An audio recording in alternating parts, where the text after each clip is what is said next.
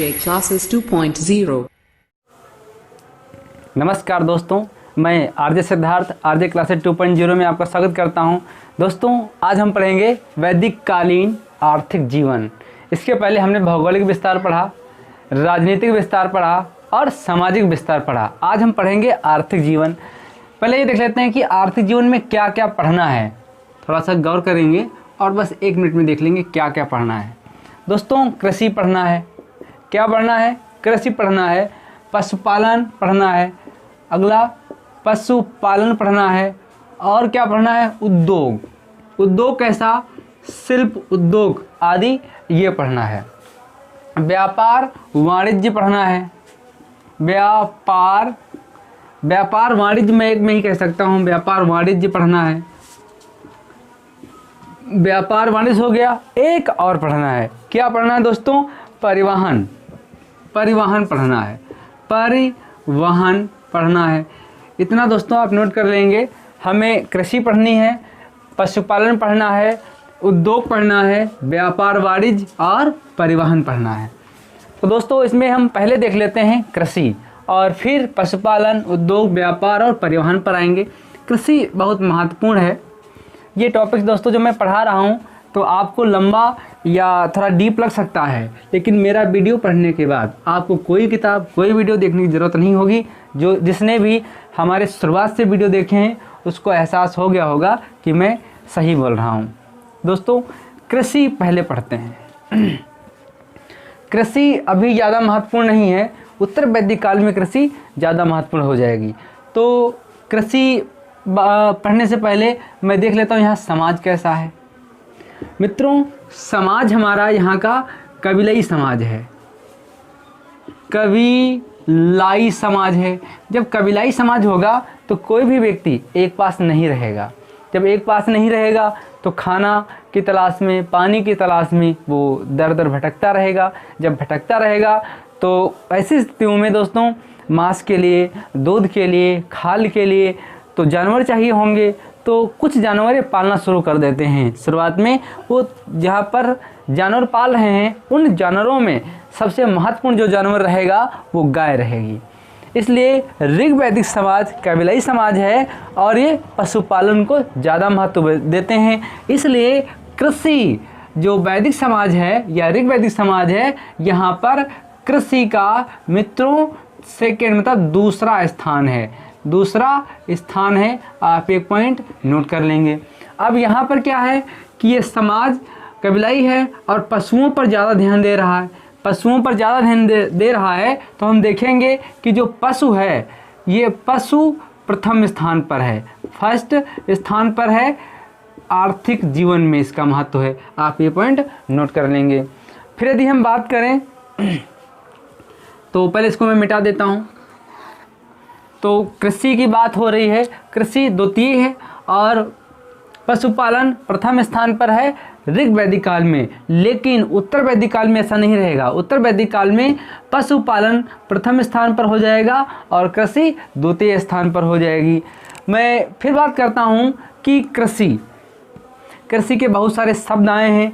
कृषि बहुत जगह अलग अलग नामों से जानी गई है। कई प्रकार की कृषि है। मैं इन सबको यहाँ पर देखूँगा। बात करता हूँ वैदिक काल में ये जो द्वितीय पेशा था और पशुपालन प्रथम स्थान पर था। एक आश्विन देवता थे। आश्विन देवता हैं।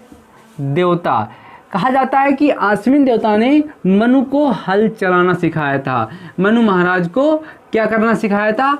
हल चलाना सिखाया था। एक ये पॉइंट नोट कर लेंगे, जिससे यह प्रतीत होता है कि कृषि का अब ज़्यादा महत्व हो गया है। जिससे यह प्रतीत होता है, जबकि आश्विन देवता चिकित्सा के हैं और मनु महाराज, मैं बताऊंगा कि यहाँ पर देवता कैसे जन्म ले रहे हैं, देवताओं के सहायक देवता कैसे आ रहे हैं, देवियों का महत्व ज़्यादा है या फिर देवताओं का महत्व ज़्यादा है, इन पर मैं चर्चा करता रहूँगा। ऋग्वेद में कृषि शब्द कहाँ कहाँ आया है ये भी जानना जरूरी है। ऋग्वेद में कृषि शब्द किस किस मंडल में आया है? तो 3 मंडलों में ये बहुत महत्वपूर्ण है। कौन कौन से मंडलों में महत्वपूर्ण है ये देख लेता हूँ। तो प्रथम, चतुर्थ, दशम। प्रथम मंडल, चतुर्थ मंडल, नोट कर लेंगे मित्रों, और 10वां या दशम मंडल। इन तीनों में कृषि शब्द का उल्लेख आया है। आप ये पॉइंट नोट कर लेंगे, बहुत बार पूछा गया है कृषि शब्द का उल्लेख ऋग्वेद में कहाँ कहाँ है, तो प्रथम मंडल में, चतुर्थ मंडल में और दशम मंडल में है। 57वां सूक्त में बात करें, मंडल चतुर्थ 57वां सूक्त में 24 मंत्र हैं। 24 मंत्र हैं, किसके 24 मंत्र हैं, तो 24 मंत्र कृषि के लिए हैं। 57वां सूक्त 24 मंत्र कहाँ हैं, चतुर्थ मंडल में है। ये पॉइंट आप नोट कर लेंगे। फिर यदि बात करूं कृषि के लिए कुछ शब्दों का प्रयोग किया गया है, तो मैं इसको मिटा दूं, आप स्क्रीनशॉट ले सकते हैं। कृषि के लिए कुछ शब्द प्रयोग करे गए हैं, उसके बारे में हम चर्चा कर लेते हैं। चलिए, ये मित्रों एक खेत है, ये एक खेत है, ठीक। इस तरीके से जुता हुआ एक खेत पड़ा हुआ है। जो एक जुता हुआ खेत है, इसमें नालियाँ बन जाती हैं, जिसको हम कुंड बोलते हैं। कुंड को हम सीता बोलते हैं, और खेत को अभी हम क्षेत्र बोल रहे हैं। क्या बोल रहे हैं, क्षेत्र बोल रहे हैं। एक पॉइंट। तो उपजाऊ भूमि जो होती है, क्या होती है, उपजाऊ जो भूमि होती है, इसको उर्वरा के नाम से जाना जाता है। जो उपजाऊ भूमि है, इसे उर्वरा के नाम से जाना जाता है। जिसके बाद परती है, क्या है, परती भूमि है या खाली भूमि है जिस पर कोई फसल नहीं, उसको खिल्ली नाम से जाना जाता है। खिल्ली नाम से जाना जाता है। एक पॉइंट नोट कर लेंगे। उपजाऊ भूमि उर्वरा है, परती या खाली भूमि ये खिल्ली नाम से जाना जाता है। एक पॉइंट दोस्तों नोट कर लेंगे। आगे यदि हम चर्चा करें इस पर, तो जुते हुए खेत को क्षेत्र बोलते हैं। ये जो कुंड हैं, इनको सीता कहा जाता है। जब राजा जनक हल चला रहे थे, तो वो एक कुंड टाइप में था। उस कुंड से एक संदूक बॉक्स निकलता है, उसमें सीता पाई जाती हैं। इसलिए उस जमीन को या उस कुंड को सीता कहा जाएगा, सीता नाम दिया जाएगा। तो उसी से सीता नाम पड़ा है। तो कुंड को सीता कहा जाता था। अगला, और यदि हम बात करें, कुछ महत्वपूर्ण शब्द हैं जिनका बहुत महत्व है कंपटीशन के दृष्टिकोण से, उनको मैं देख लेता हूँ। आइए, कृषि में कुछ महत्वपूर्ण शब्द हैं जिनको जानना बहुत ज़रूरी है। शब्द, कृषि से संबंधित शब्द कौन कौन से हैं, चलिए यहाँ से मैं लिखना प्रारंभ करता हूँ। सबसे पहले यदि हम बैल लिखें, क्या लिखें, बैल, तो बैल को क्या कहा गया है, तो बैल को वृक कहा गया है। वृक नोट कर लेंगे मित्रों, बहुत महत्वपूर्ण है। कई बार पूछे गए हैं कि बैल को वैदिक काल में क्या कहा जाता था, तो वृक कहा जाता था। इस तरीके से हलवाहा, हल चलाने वाला, जिसको क्या कहा गया है, तो किवास कहा गया है। इसको किवास कहा गया है। एक ये पॉइंट नोट कर लेंगे। हलवाहा को किवास कहा गया है। हल को क्या कहा गया है, लंगना। जो हल है, इसको कहा गया है लंगना या सीर। लंगना या सीर, ये नाम दिया गया है हलवाहा को। इसके बाद कहीं कहीं पर लंगल भी दिखाई देता है। क्या, लंगल भी नाम दिखाई देता है। तो आप ये पॉइंट नोट कर लेंगे, लंगल, सीर। अगला यदि हम चर्चा करें, तो खाद को करीस शब्द दिया गया है। खाद को करीस शब्द दिया गया है। तो ये पॉइंट आप नोट कर लेंगे। करीस के साथ साथ में कोई और शब्द है, यहाँ है, तो साकम शब्द है। तो खाद, करीस या का साकम शब्द है। खलिहान को खल कहा गया है। खलिहान, जहाँ पर लोग अपनी फसल काट करके इकट्ठा करते थे और उसको साफ करते थे, खलिहान, जिसको खल कहा गया है। खलिहान को खल कहा गया है। ये पॉइंट आप नोट कर लेंगे। आगे बात करूँ तो अनाज नापने वाले यंत्र को ऊर्ध्वक कहा गया है। उर्दर या फिर उर्दर ठीक नाम रहेगा। ये है अनाज नापने वाला यंत्र। एक ये पॉइंट नोट कर लेंगे। जब गायें ये हो गया। एक और पॉइंट है, पर्जन्य, ये भी कृषि संबंधित है। परिजन्य, तो परिजन्य किसे कहा गया है? बादल को कहा गया है। बादल को परिजन्य कहा गया है। एक पॉइंट नोट करेंगे। कृतिवासा, कृतिवासा एक शब्द आया है। कृतिवासा जो कंपटीशन में कहीं ना कहीं पूछे गए हैं, TGT, PGT, PCS, railway, police, मैं सारी चीज़ों को यहाँ पर लेकर आया हूँ कि कहीं से आपको छूट ना जाए, आपको भटकना ना पड़े, इसलिए मैं सारे वो शब्द लेके आया हूँ जो कंपटीशन में अभी तक पूछे गए हैं। तो बात करूँ कृतिवासा, तो चर्म धारण करने वाला, चमड़ा, चर्म धारण करने वाला, धारण करने वाला, एक ये पॉइंट नोट कर लेंगे, बहुत बार पूछा गया है। अवत, अवत मतलब कूप, अवत, अवत का मतलब होता है कूप या कुआं। अवत का मतलब कूप या कुआं, ये भी कृषि से संबंधित था। किवास को हलवाहा, नहर का यहाँ पर ज्ञान नहीं है, ये भी पॉइंट नोट कर लेंगे। तो इतने पॉइंटों का आप स्क्रीनशॉट ले सकते हैं मित्रों, और बहुत महत्वपूर्ण है, ये कई बार पूछे गए हैं, लगातार पूछे गए हैं कुछ शब्द, इसलिए आप कहीं पर इनको मिस नहीं करेंगे, आराम से पढ़ेंगे। अब देखिए कृषि में फसल, फसल के लिए भी कुछ शब्द आए हैं, उनको भी हमें देख लेना बहुत ज़रूरी है। बात करें जैसे फसल में यौ, फसलें दो प्रकार की होती थी, दो शब्दों में प्रयोग की जाती थी। एक यौ, एक यौ का मतलब जौ। धान्य, धान्य, धान का मतलब अन्न या अनाज, तो इन शब्दों का प्रयोग किया गया है फसल के रूप में, या फसल का यौ और धान्य के रूप में प्रयोग किया गया है। चलिए, अनाज रखने के लिए एक कोठारी होती थी जिसको स्थिव कहा जाता था। स्थिव, अनाज रखने के लिए कोठारी होती थी जिसे स्थिव कहा जाता था। ये पॉइंट नोट कर लेंगे, पीसीएस में पूछा गया था अभी 2-3 साल पहले, तो स्थिव ये हो गया, पॉइंट नोट कर लेंगे। इसके बाद सिंचाई के साधन मित्रों देखेंगे। क्या देखेंगे? सिंचाई के साधन कैसे थे। सिंचाई के साधन दो प्रकार के थे। सिंचाई के साधन दो प्रकार के थे। कौन कौन थे? एक था स्वयंजा, एक सिंचाई का साधन था स्वयंजा, और दूसरा था खनितमा। खनितमा, जो स्वयंजा था ये भी दो प्रकार से था, स्वयंजा और खनितमा। स्वयंजा था ये वर्षा के माध्यम से, स्वयंजा मतलब स्वयं सिंचा जाए, तो ये वर्षा के माध्यम से सिंचाई, माध्यम से सिंचाई, वर्षा के माध्यम से सिंचाई। जो स्वयंजा है ये वर्षा के माध्यम से सिंचाई होती थी। यदि बात करें और क्या हो रहा होगा, तो कुआं या तालाब, कुआं का ज्ञान है अभी, कुआं या तालाब के द्वारा सिंचाई होती थी और वर्षा के माध्यम से सिंचाई होती थी। खनितमा की बात करें, जो नालियाँ वालियाँ बना करके या किसी तरीके से पानी ले जाते होंगे, वहाँ से सिंचाई होती होगी। एक पॉइंट नोट कर लेंगे सिंचाई के बारे में।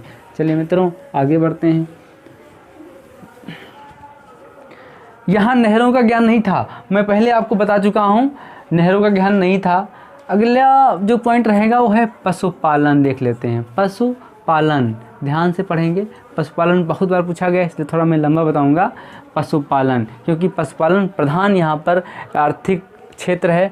कृषि द्वितीय है, उत्तर वैदिक काल में पशुपालन द्वितीय हो जाएगा, कृषि प्रथम हो जाएगा। तो पशुपालन, मैंने कहा था कि हमारा जो समाज है, समाज वो कैसा है? कबीलाई समाज है, कबीलाई समाज है। एक ये पॉइंट, जो हमारा समाज है वो कबीलाई समाज है। और यहाँ पर जब कबीलाई समाज होगा तो पशु पालन का महत्व ज़्यादा होगा, पशुपालन का महत्व ज़्यादा होगा। एक ये पॉइंट आप नोट कर लेंगे। कबीलाई समाज है, पशुपालन का महत्व ज़्यादा होगा। पशुपालन, समाज और कबीलाई, ये पॉइंट नोट कर लेंगे कि ये पशुपालन यहाँ पर प्रथम स्थान पर था, समाज के साथ था, तो कबीलाई समाज था, इसलिए यहाँ पर पशुपालन का ज़्यादा महत्व था। यदि कबीलाई ना होता तो कृषि होती, ये उत्तर वैदिक काल में हम देख लेंगे। चलिए, तो मैं बात करता हूँ सबसे पहले पशु। एक प्रमुख पशु हुआ करते थे, प्रमुख पशु, एक प्रमुख पशु है। दूसरा क्या है, तो ये घोड़ा है। तीसरा क्या है, तो तीसरा ये अन्य पशु हैं। ठीक, अन्य पशु, एक प्रमुख पशु घोड़ा, दूसरा अन्य पशु। तो प्रमुख पशुओं में कौन कौन से हैं, इनको मैं बात करूं तो प्रमुख पशु में गाय ही प्रमुख है। गाय प्रमुख पशु है, ये एक पॉइंट आप नोट कर लेंगे। प्रमुख पशुओं में गाय प्रमुख है। कितना प्रमुख है मैं इसके नामों से आपको बता सकता हूँ। देखिए कैसे बता सकता हूँ। ऋग्वेद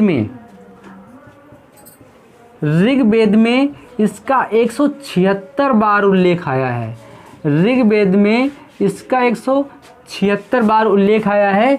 इस तरीके से आप नोट कर सकते हैं। ऋग्वेद में इसका 176 बार उल्लेख आया है। और गाय को अघन्या या जघन्या शब्दों से बुलाते थे, जिसका अर्थ होता था ना वध करने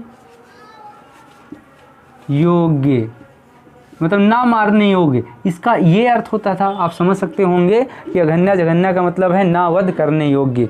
अगला यदि बात करें तो जो गाय थी ये संपत्ति का द्योतक थी। संपत्ति का द्योतक थी, मतलब जिसके पास ज़्यादा गाय होती थी वो ज़्यादा धनी व्यक्ति माना जाता था, इसलिए संपत्ति की द्योतक थी। एक पॉइंट नोट कर लेंगे। अगला देखा गया है मित्रों कि गाय प्रार्थनाओं में मांगी जाती थी। प्रार्थनाओं में गाय और पुत्र मांगे जाते थे। जो चीज़ प्रार्थनाओं में ईश्वर से मांगी जाए वो कितनी महत्वपूर्ण होगी। तो पुत्र और गाय दोनों प्रार्थनाओं में ऋग्वैदिक काल में मांगी जाती थी। आप ये पॉइंट नोट कर लेंगे, इसलिए यहाँ पर गाय का महत्व छलक रहा है, दिखाई पड़ रहा होगा। यदि आगे हम बात करें तो गाय से संबंधित कुछ शब्द भी हैं। मैं इसको मिटा दूँ, आप स्क्रीनशॉट चाहें तो ले लें। चलिए, गाय से संबंधित कुछ शब्द भी हैं। जो गाय से संबंधित कुछ शब्द हैं, तो यदि हम उनके बारे में चर्चा करें तो कौन कौन से शब्द हैं देखते हैं।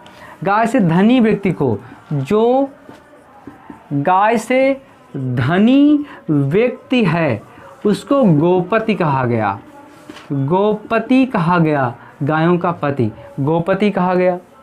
राजा को गोपति कहा गया। यहाँ पर राजा पर ज़्यादा गाय होंगी, स्वाभाविक है। राजा को गोपति कहा गया, राजा को गोपति कहा गया। देखिए यहाँ सिर्फ और सिर्फ गाय से संबंधित शब्द हैं ताकि गाय का महत्व बताया जा सके। अगला यदि हम बात करें, अतिथि को गोहन कहा गया। अतिथि को गोहन कहा गया, अतिथि को गोहन कहा गया। शाम के समय को, शाम के जब गायें घर आती हैं रंभाती हुई, तो शाम के समय को गोधूलि कहा गया। क्या कहा गया? गोधूलि कहा गया। एक पॉइंट नोट कर लेंगे, शाम के समय को गोधूलि कहा गया। एक ये पॉइंट है। दूरी मापने वाले यंत्र को गयासु कहा गया। गयातु या गयासु, गयातु ये कहना कहा गया या गयासु, ये आप पॉइंट नोट कर लेंगे। दूरी मापने के यंत्र को ये गयातु या गयासु के नाम से जाना जाता है, दूरी नापने के यंत्र को। अगला यदि बात करें, पुत्री के लिए दुहिता शब्द प्रयोग किया गया है। पुत्री के लिए दुहिता, जो गाय से संबंधित है। अर्थात देखिए मित्रों कि जो भी शब्द मैंने बताए वो सब गाय से संबंधित है और किसी ना किसी व्यक्ति या अतिथि या पुत्री या किसी ना किसी अलग व्यक्ति से संबंधित हैं। इससे ये झलक रहा है कि गाय का महत्व कितना होगा। जैसे मैं बात करूं तो मेरा नाम राम जीवन है, तो मेरे माता पिता, मेरे पूर्वजों के अंदर मेरे नाम से जो आगे नाम लगा हुआ है राम का, तो उनके लिए उस शब्द का, उस राम का कितना महत्व रहा होगा। चलिए, मैं सिद्धार्थ लगाता हूँ तो मेरे लिए सिद्धार्थ का बहुत महत्व है। इस तरीके से जिसका जो महत्व होता था वो नाम के आगे पीछे लगा देते थे और वही स्थिति यहाँ पर है। चलिए आगे हम बात कर लेते हैं, उद्योग पर बात करेंगे। दूसरा महत्वपूर्ण इसमें जो पशु है वो घोड़ा है। आप चाहे तो नोट कर लीजिए, दूसरा महत्वपूर्ण जो पशु है वो क्या है? घोड़ा है। दूसरा महत्वपूर्ण जो पशु है वो घोड़ा है। चलिए 2 मिनट और बात करें, यहाँ पर उद्योग की बात करेंगे। अभी हम उद्योग की बात करेंगे, शिल्प और उद्योग। शिल्प एवं उद्योग की बात करते हैं, ये कैसा था? तो देखिए शिल्प और उद्योग की बात करते हैं। यहाँ कपास की जानकारी नहीं है, कपास की जानकारी नहीं है, एक पॉइंट ये, कपास की जानकारी नहीं है, परंतु ऊन की जानकारी है, ऊन की जानकारी है, ऊन की जानकारी है।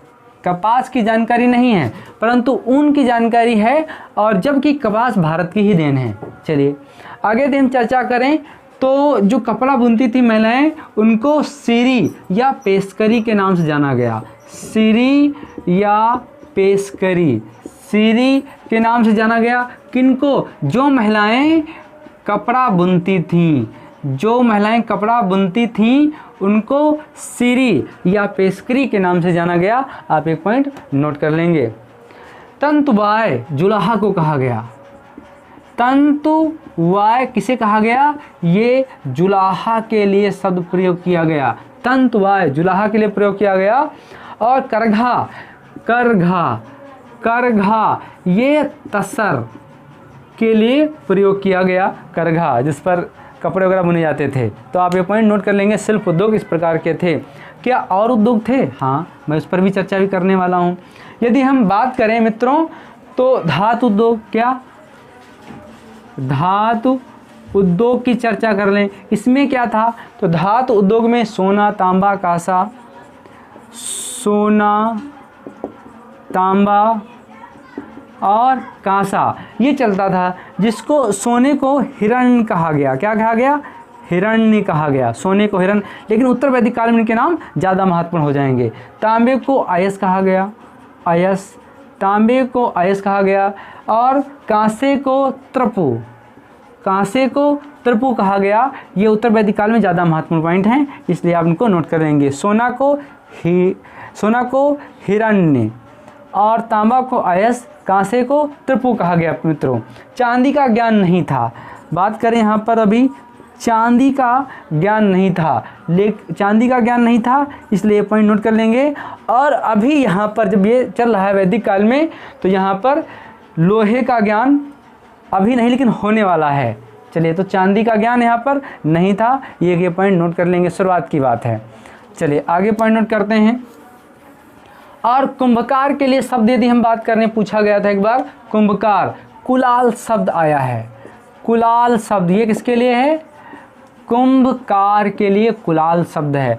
अब बढ़ई शब्द, बढ़ई शिल्पियों में प्रमुख माना जाता था, तो बढ़ई के लिए भी एक शब्द आया है, क्या? तक्षण, तक्षण या ये तक्षण, हाँ तक्षक कहीं कहीं लिखा है, तो तक्षण शब्द ये बढ़ई के लिए आया है और बढ़ई शिल्पकारों में प्रमुख माना गया है। अब आगे दो मित्रों हम चिकित्सा देख लेते हैं थोड़ा सा, चिकित्सा का भी इस समय महत्व था। चिकित्सा ये थोड़ा छूट गया होगा हमारा शुरुआत में। चिकित्सा देख लेते हैं। चिकित्सा के जो देवता थे वे आश्विन देवता थे। कौन से थे? आश्विन देवता। चिकित्सा के जो देवता थे वो आश्विन देवता थे, एक ये पॉइंट है। और कहा जाता है कि चिकित्सा में देख लेते हैं आश्विन का महत्व क्या था। तो मैं आपकी बात करूँ, एक विश्वपाल नाम का एक व्यक्ति था जिसका पैर कट गया था, तो कृत्रिम पैर आश्विन महाराज ने या आश्विन देवता ने लगाया था, एक ये पॉइंट नोट कर सकते हैं। फिर आश्विन ने देखिए यहाँ पर क्या किया, एक च्यवन ऋषि थे, च्यवन ऋषि थे, एक च्यवन ऋषि थे जिन्होंने च्यवन ऋषि को यौवन प्रदान किया था, यौवन प्रदान किया था, अर्थात इनको जवान बना दिया था, जवान बना दिया था। इन्हीं के नाम पर च्यवनप्राश पड़ा है, च्यवनप्राश, इन्हीं के नाम पर च्यवनप्राश जो हम आप खाते हैं वो इन्हीं के नाम पर है। आगे यदि बात करें तो एक ब्रजराज नाम का अंधा व्यक्ति था, ब्रजराज नाम का अंधा व्यक्ति था जिनको आश्विन महाराज ने नेत्रदान या रोशनी दी थी देखने के लिए। आप एक चिकित्सा से महत्व समझ सकते हैं, इसलिए यहाँ पर चिकित्सा